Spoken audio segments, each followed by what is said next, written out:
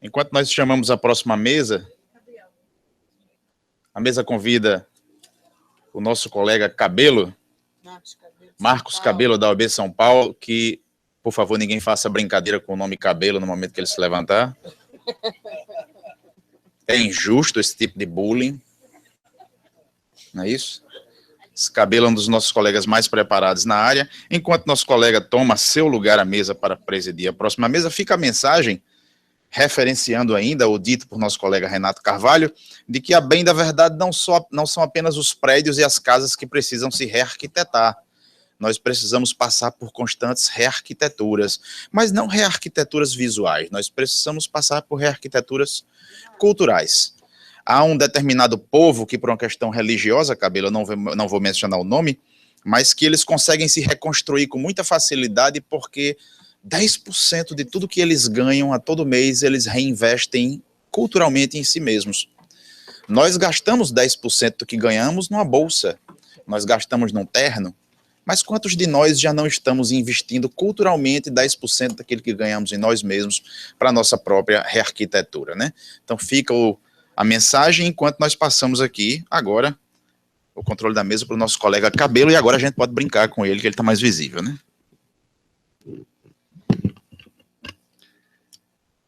Meu amigo Raul só esqueceu de um grande detalhe. Ele tá começando a ficar com a entrada. Um dia ele vai ficar careca. Eu vou ser sempre Cabelo, porque o Cabelo está no meu nome, tá? Negros não ficam carecas. Deixa eu aumentar aqui, olha. É o último. Obrigada, Raul. Bom, prosseguindo a programação, a palestra agora Tecnologias Disruptivas para o Direito. Maurício Kavinsky. O palestrante é advogado, mestre em Direito pela UFPR, pós-graduado na área de Direito e Administração, diretor sócio da Preâmbulo Informática, que desenvolve o software de gestão jurídica CPJ, e membro das comissões de Direito e Tecnologia, Advogados Corporativos e Inovação e Gestão da OAB Paraná, do nosso amigo Márcio Dumas, né? Um prazer recebê-lo. Tem a palavra.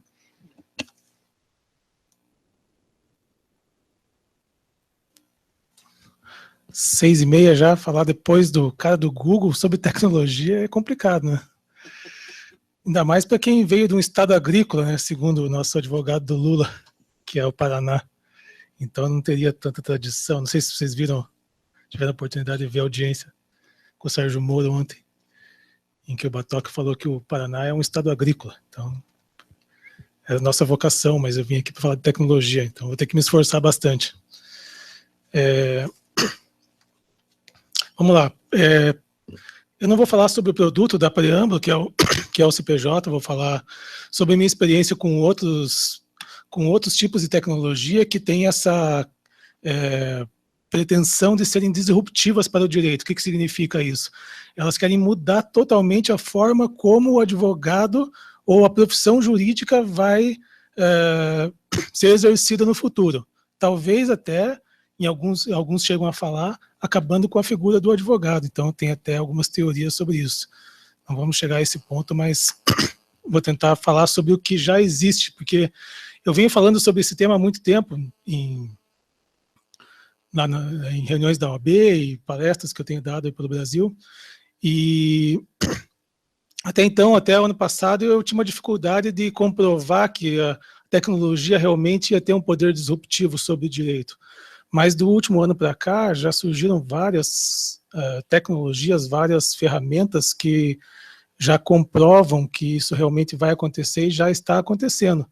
A própria apresentação hoje do colega aí do Google já mostra uma forma totalmente diferente do advogado se relacionar com seus colegas dentro do escritório, né?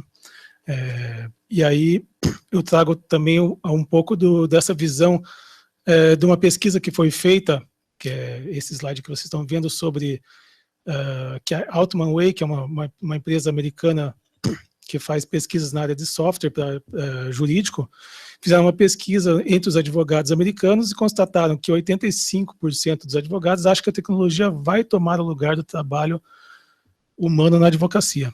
enquanto que 53% consideram que o cliente vai usar a tecnologia para reduzir a contratação de serviços de advocacia, e 21% já dizem que isso está acontecendo.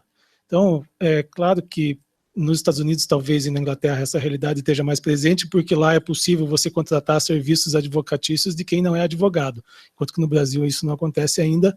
Mas, então, nessa realidade deles, já existem 21% dos advogados já constatam que seus clientes já estão reduzindo o volume de contratação de serviços advocatícios porque empresas de tecnologia estão fazendo o trabalho de advogados. Tá? Não sou eu que estou dizendo isso, aqui é uma pesquisa, vocês podem entrar nesse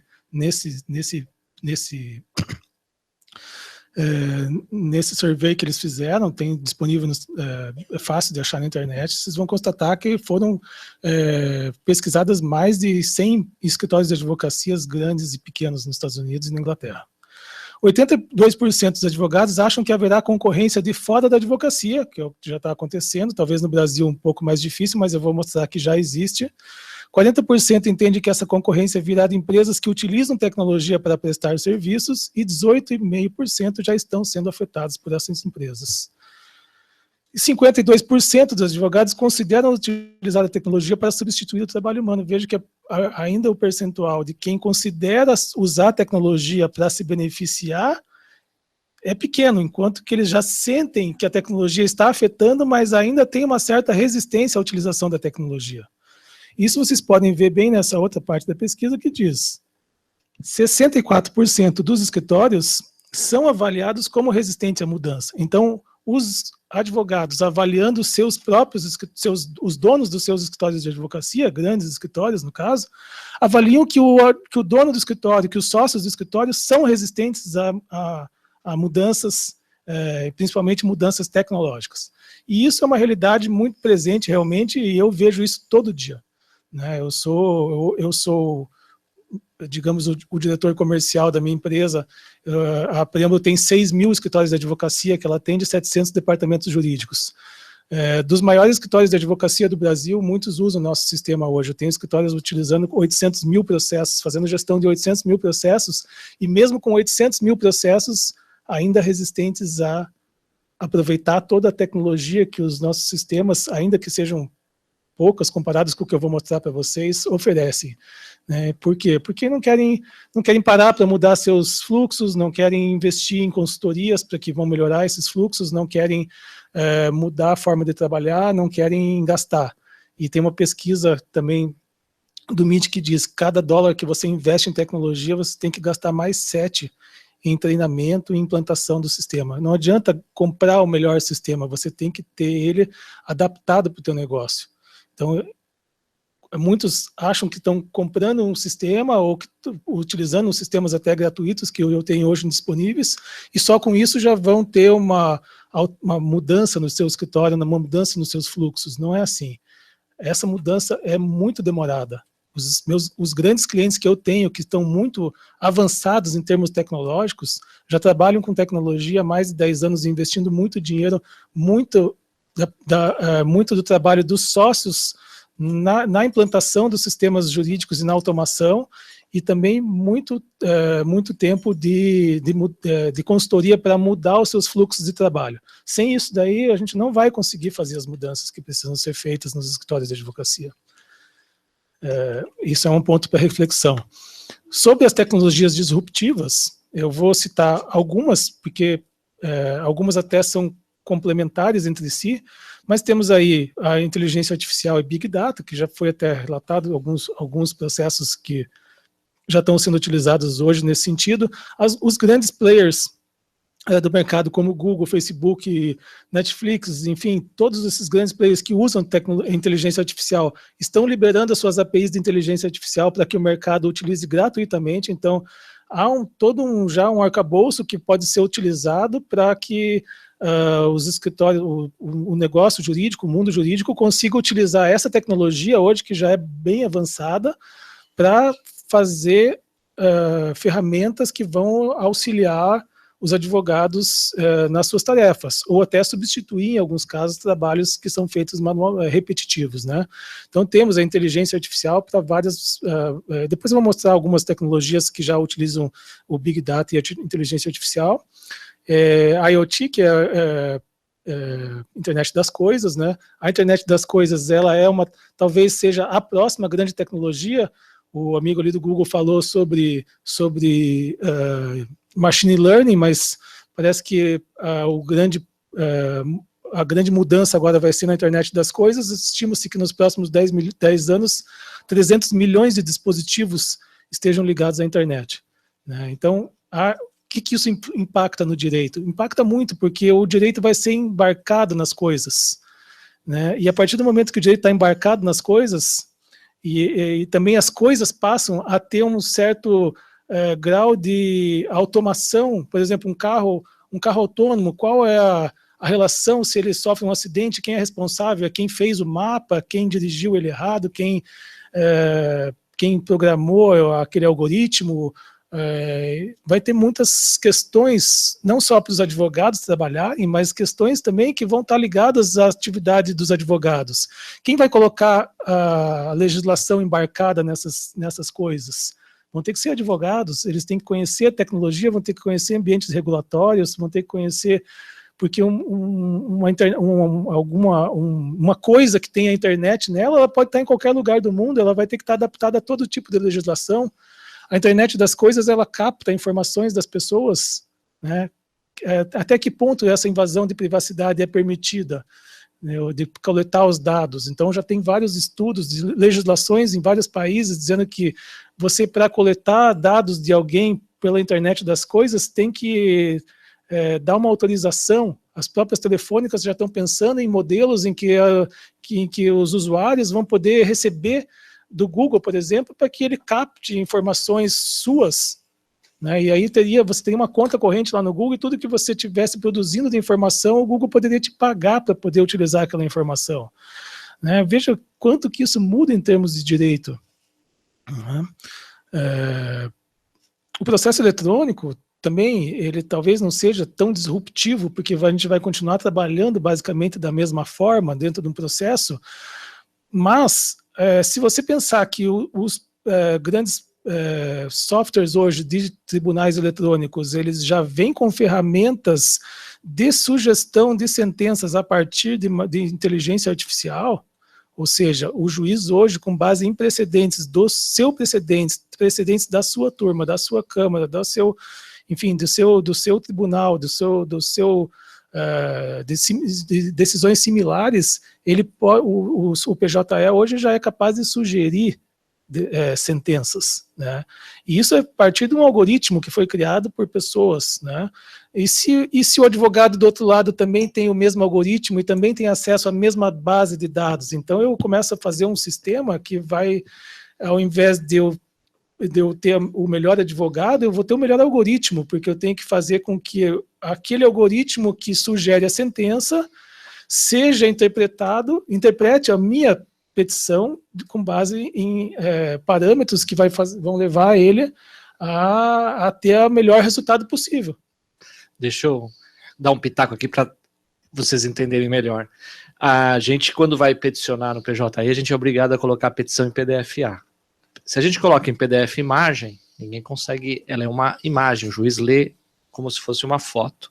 Sendo em PDF-A, ela vai editar o texto, a ferramenta que ele fala consegue, por exemplo, ler a nossa inicial, consegue ler as petições e, um dado momento, uma inteligência artificial pode rascunhar até uma sentença para o juiz. Exatamente. Existiu uma matéria recente que saiu, pegaram um robô nos Estados Unidos de inteligência artificial, ele pegou 1000 casos, sei lá, um número determinado, vamos chutar 1000 casos específicos, e pediu para a inteligência artificial dar uma sentença, e ela acertou em 80% dos casos.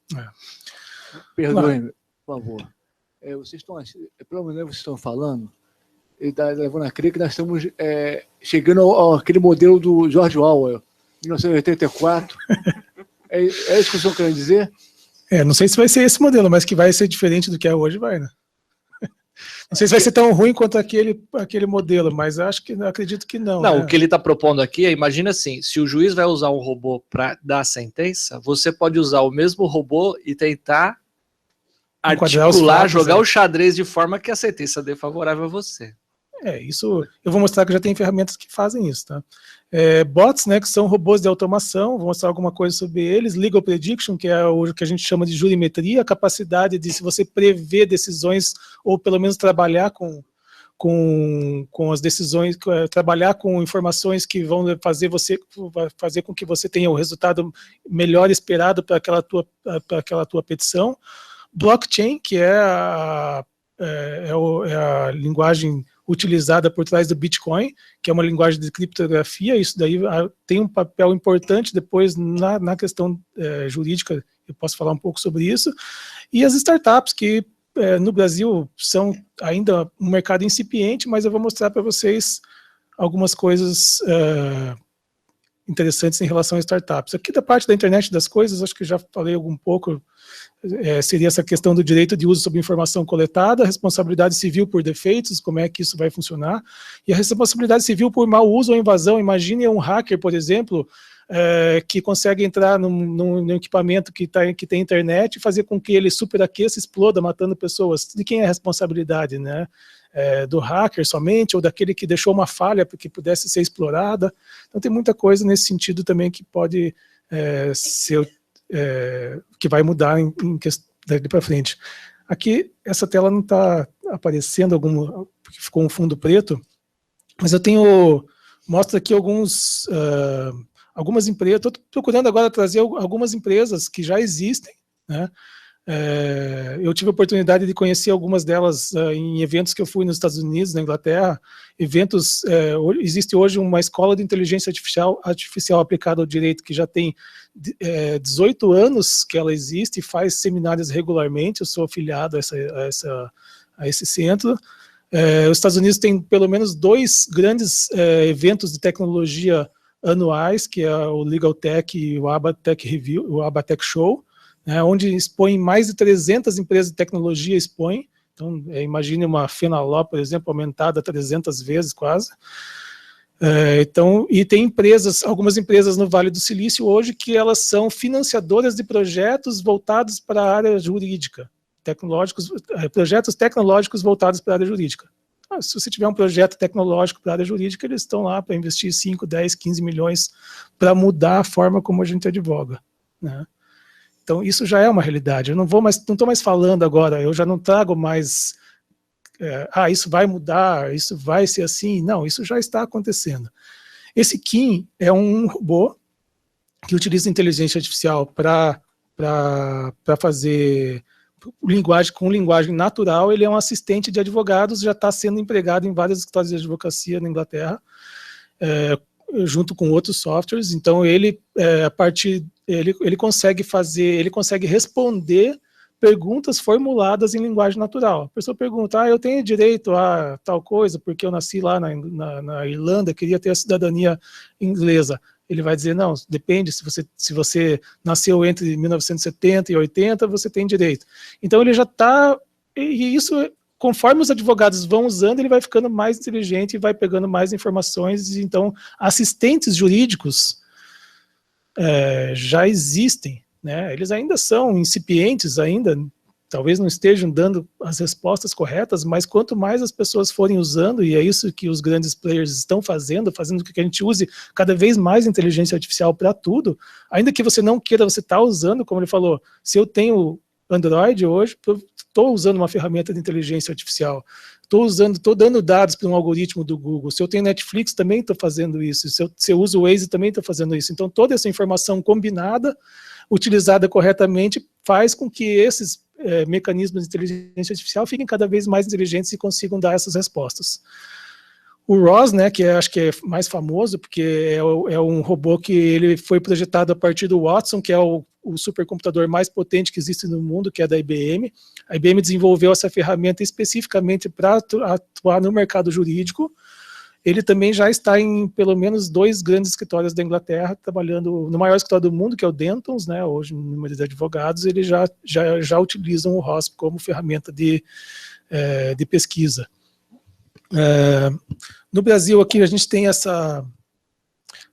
tem algumas ferramentas parecidas, como é o DBJus, que ele é depois aí eu acho que é interessante vocês mais para frente entrarem nos sites dessas ferramentas para poder ver. O DBJus é um minerador de dados jurídicos que, a partir de uma pergunta, de uma palavra, ele te dá várias informações. Então, se você coloca lá o seu Bradesco, ele te diz quantas ações o Bradesco tem em cada ano, quem são os maiores advogados que litigaram contra o Bradesco, quantas ações eles têm, quais são as empresas litigantes, os réus, enfim, ele te dá inúmeras informações, tudo isso de forma gratuita, que você pode, eu estou querendo entrar com uma ação contra a Telefônica, eu quero ver quem que já entrou com a ação do mesmo sentido. Você vai lá e tem toda essa informação, boa parte dela disponível de forma gratuita. Tem uma outra empresa que está marcada ali, que é a Lex Machine, que ela faz também o Legal Analytics a partir de mineração de dados jurídicos. Essa empresa americana não tem disponível hoje no Brasil. Tribunais eletrônicos, eu só quero me referir aqui talvez eu tenho estudado bastante essa matéria aqui, também faço parte do conselho da OAB lá para Tribunal Eletrônico. Então, eu recentemente, acabei de fazer um levantamento, descobri 67 tipos de tribunais eletrônicos diferentes. Daí eu fiz um mapeamento de qual precisa senha, qual a informação que ele dá, o que ele utiliza. Tem uma planilha Excel lá com todas essas informações, depois posso passar para vocês. Trabalhar nela e confirmar. Eu queria fazer isso e não consegui, se você já fez, a gente dá uma conferida. Mas acabou de te mandar um abraço lá do Paraná. Obrigado. Eu terminei de fazer esse trabalho essa semana. Por que eu estou fazendo isso? Porque eu tenho uma empresa de robôs. Então, o que eu quero? Hoje, o judiciário não nos dá as ferramentas. Infelizmente, a gente já bateu as portas de todos os poderes para pedir as ferramentas.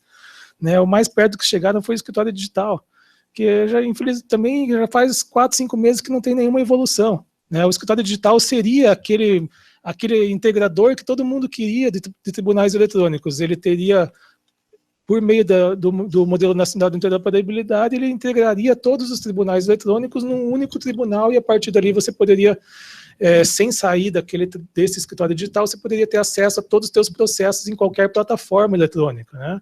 Só que não evoluiu. Né? Maurício, nisso eu queria dar uma informação para os nossos colegas exatamente sobre o que você está falando.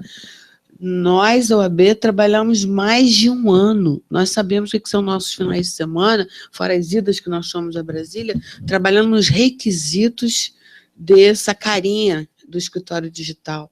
Muito trabalho dedicado a todos nós, a advocacia, né, Fred? Está aí todos nós falando. Parou. Que a cada gestão muda. E a gente descobre, então, que o Poder Judiciário não tem gestão. Parou. Só para vocês relembrarem, o Joaquim Barbosa, um pouco antes de sair, assinou a resolução 185, tornando o PJE obrigatório. Saiu em seguida, aposentou, entrou Lewandowski, falou, não é bem assim, relativizou. São Paulo, que eu sou de São Paulo, correu, está 100% no ESAG, não põe PJE, nem pensa nisso. Nem aqui no Rio de Janeiro, que é o próprio do TJ. E aí agora piorou de vez. Carmen Lúcia simplesmente cortou o funcionário que cuidava do processo judicial eletrônico e já cortou a instalação no STF, quer dizer, estamos no total escuridão, não sabemos o que vai acontecer. Isso não poderia acontecer, né? Deveria haver um planejamento de longo prazo, independente de quem é o presidente do STF, deveria prosseguir a programação. Só para piorar o que ele vai falar. Então, eu não tinha intenção realmente de trabalhar com robôs de tribunais eletrônicos, porque eu acho que isso daí é uma coisa que deveria ser resolvido pelo próprio Poder Judiciário. Eles deviam dar essa informação, pelo menos ao acesso ao MNI. Eu já fiz 5 requisições para o STF, para o CNJ, pedindo acesso ao MNI, e não tem. E a própria resolução diz que o acesso é público, mas eles não dão acesso. Se eu tivesse acesso via MNI, eu não precisava usar robô. Mas como não tem, eu tenho que fazer robô. Então, está aqui a nossa empresa, chama Oyster, ela tem 80 robôs hoje de automação, muitos de tribunais eletrônicos, e outros que são robôs que fazem integração de portais. Então, se você trabalha para o Banco do Brasil, Telefônica, sei lá, Vivo, enfim, se o teu cliente tem um portal e você quer integrar o teu software com ele, a gente consegue fazer uma integração desses sistemas. Tem várias outras empresas nessa área, né? Não dá para ver legal, mas uma empresa dessa aí chama Blue Jay. Essa empresa Blue Jay, fantástica. Deixa eu pegar minha cola aqui, porque tem música. Ela simula julgamento de processos. Né? É uma empresa americana, não vai simular processos brasileiros, mas nos Estados Unidos ela já tem toda uma parte de simulação. Você entra com o caso concreto e ela já vai te dizer qual seria o julgamento naquela corte. E ela tem um índice de acerto de 80%, mais de 80%. Ela acerta o julgamento, ela tem uma assertividade de 80%. Mas não sei se foi ela que errou, pode ser os juízes que erraram 20%. Exatamente. Mas é que lá temos sistemas de precedentes, então talvez isso seja mais fácil e não seja tão aplicável para a nossa realidade da forma como foi feito nos Estados Unidos. Né? Mas, enfim, lá já existe. A Raven é uma empresa, Ravel, ela faz um Google Analytics das decisões judiciais. Então, ela pega a decisão de um juiz e ela consegue ver, a partir da fundamentação que ele usou, qual a correlação daquela decisão com todas as outras decisões que estão referendadas por aquele juiz ou outras decisões daquele mesmo juiz. E a partir dali você consegue ver, aí eles usam aquela coisa que parece parece o céu, assim, várias estrelas ligadas, vários pontos, eles vão mostrando o que tem mais interligação. É bem interessante, assim, para vocês. Só que não tem no Brasil ainda, né? E a OAB Paraná, dentro do seu pioneirismo, que a gente costuma dizer, fez o mês passado o hackathon, primeiro hackathon da OAB, né? O hackathon é uma maratona hacker só para desenvolvimento de ferramentas jurídicas de ferramentas tecnológicas para o direito, né? O nosso hackathon teve 22 participantes, 22 equipes participantes, e elas eram compostas por pessoal de TI e advogados, eram uma equipe mistas.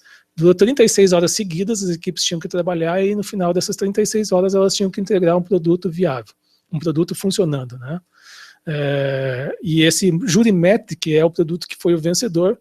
Depois, se vocês quiserem, dá para acessar lá na página da OAB, ele tem todos os projetos que saíram, alguns já são até empresas, a Jurimetric já é uma empresa, ela já tem até um site para vocês verem o que é uma empresa. É um software de jurimetria também que trabalha tentando fazer a previsão de sucesso de recursos. Né? Então, quero fazer um recurso da matéria, por exemplo, inscrição indevida em cadastros de proteção ao crédito no Tribunal de Santa Catarina. Qual a chance que eu tenho de ganhar, de perder, de minha sentença ser parcialmente reformada, aumentar, diminuir? Então, ela trabalha com esse tipo de análise. Né? Isso foi um software que foi feito em 36 horas. Claro que ele não está ainda, não é acabado, mas a ideia nasceu dessa forma. Esse Law Sites, ele lista, a última vez que eu tinha entrado, ele tinha 500 startups nos Estados Unidos que trabalhavam com direito. Agora ele tem 600. De um mês para o outro ele aumentou mais 100 startups. Né? Tem vários estudos lá nos Estados Unidos, várias publicações que falam sobre tecnologia nos Estados Unidos e na Inglaterra, e eles citam alguns desses softwares aqui como os principais destaques nos Estados Unidos e na Inglaterra em termos de startups legais. O Docracy, ele faz ele ajuda as grandes corporações a fazer com que os funcionários consigam ter a ideia de suas obrigações legais em vários ambientes regulatórios aos quais eles estão expostos. Né? O Riverview Law é uma empresa que também recebeu vários aportes internacionais de várias empresas de financiamento global. É uma empresa também que ela utiliza inteligência artificial, utiliza aquele robô Kim para ajudar, para fazer ferramentas para escritórios de advocacia. O Aperio são dashboards exclusivamente feitos para a área jurídica. O Jurybox, ele ajuda a fazer uma análise de perfil de pessoas para você indicar no tribunal do júri. Librio, ela permite que a pessoa faça, ele trabalha com a parte de comparação de contratos. Então você recebe um contrato um contrato de locação. A imobiliária te passa o contrato para você assinar. Você imputa esse contrato dentro do Líbrio e ele diz se tem alguma coisa que está em desacordo com o que é usual em outros contratos que já foram avaliados.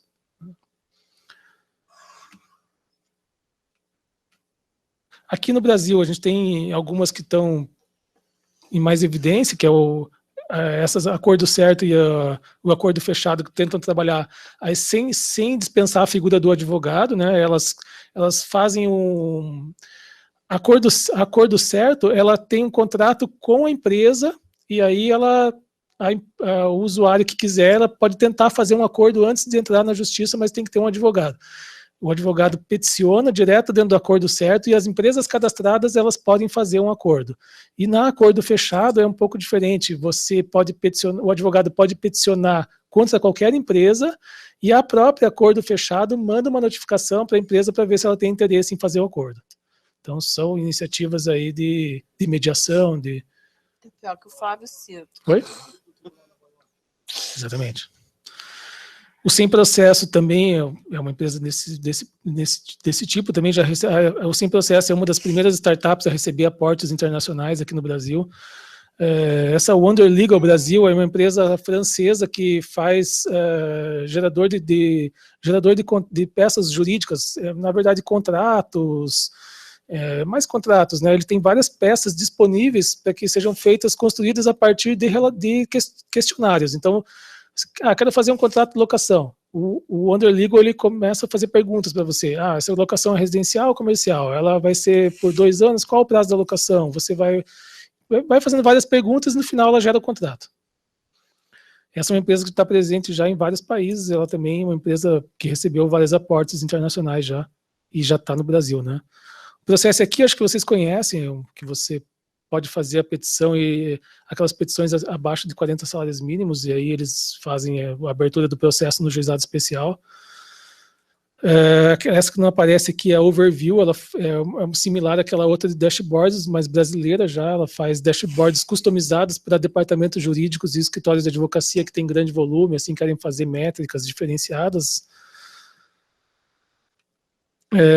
Aqui para vocês terem uma ideia de eventos, organizações, investidores que tratam dessa questão especificamente aí de tecnologia jurídica, né? Hoje temos International Legal Technology Association, International Association for Artificial Intelligence and Law, que eu comentei com vocês que já faz muitos anos que existe e tem seminários contínuos, a Revista de Inteligência Artificial e Direito, o Jurix, que é uma fundação também que só investe nesse tipo de empresas, a Associação Brasileira de Jurimetria, que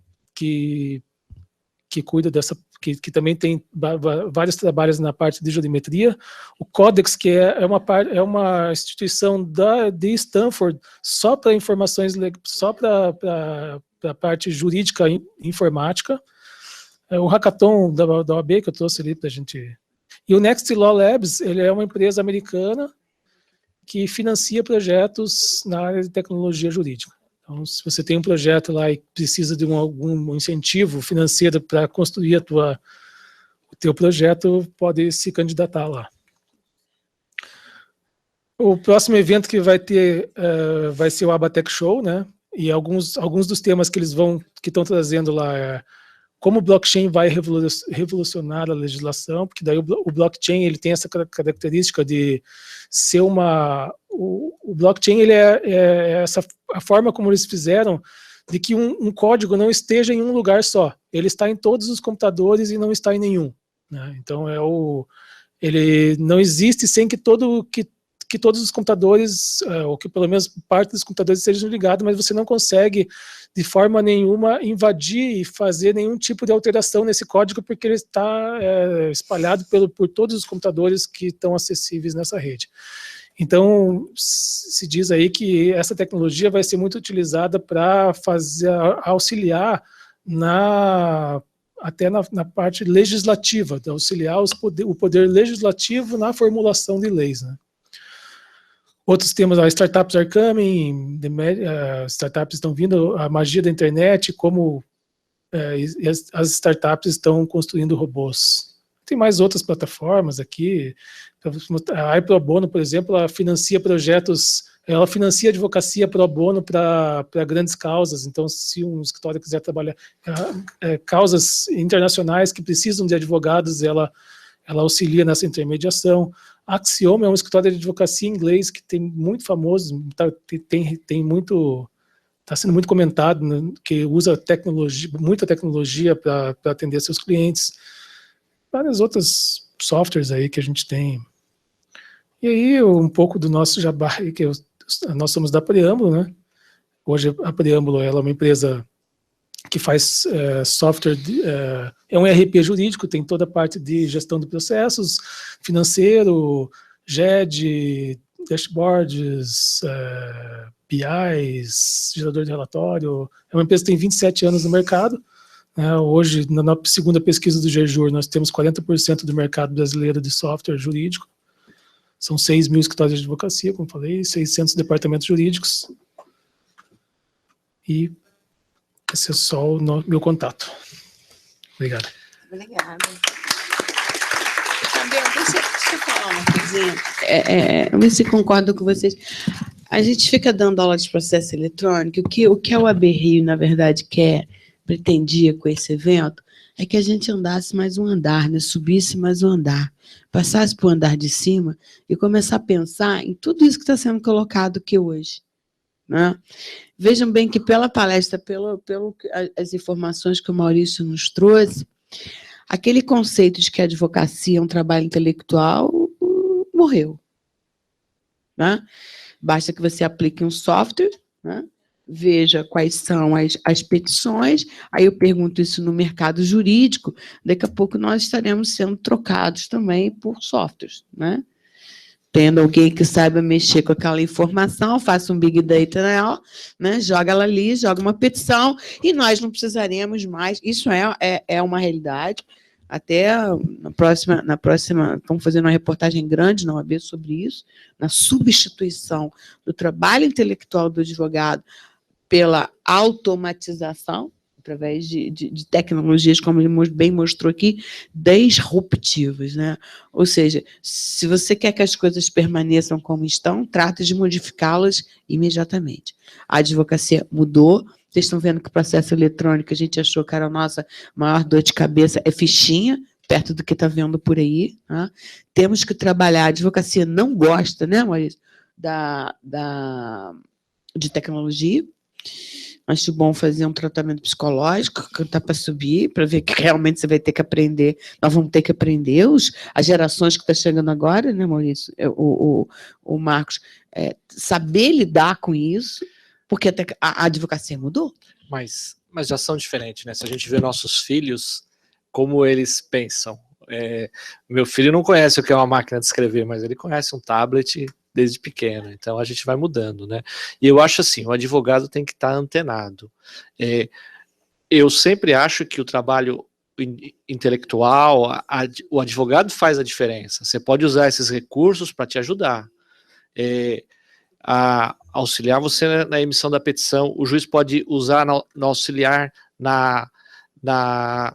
em uma análise, para análise da sentença, jogar alguma coisa na fundamentação, mas só a pessoa que esteve ali, que participou na instrução, por exemplo, o juiz, viu o olho da testemunha, ele sabe, ele faz uma anotação lá, ou ele lembra, ele sabe, olha, aquele cara estava mentindo, e às vezes ele, mesmo contra a prova, ele dá uma forçadinha e tenta aplicar a justiça, né? Então a gente tem que, infelizmente, para quem não gosta de tecnologia, nós que estamos há anos aí defendendo o processo eletrônico, a gente gosta de tecnologia, então a gente fica fascinado com isso.